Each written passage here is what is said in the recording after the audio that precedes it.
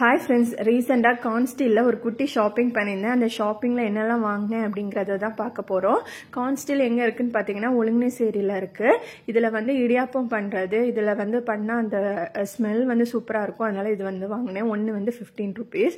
அப்புறமா பார்த்தீங்கன்னா பப்படம் பொரிக்கிறது. என்கிட்ட இந்த மாதிரி ஒரு குட்டி இருந்துச்சு, அது தொலைஞ்சு போயிடுச்சு. அதனால இது வாங்கியிருக்கேன். 38 rupees நினைக்கிறேன் இது.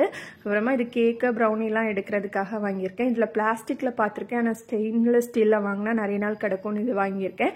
ரேட் வந்து 68 rupees. இது 68 rupees. இது ஒன்று வாங்கியிருக்கேன். அப்புறமா பார்த்தீங்கன்னா இது குட்டி டப்பா, பையனுக்கு ஏதாச்சும் பொரியல் ஏதாச்சும் கொண்டு போகலான்னு இது வாங்கியிருக்கேன். இது வந்து ரேட் வந்து 50 rupees.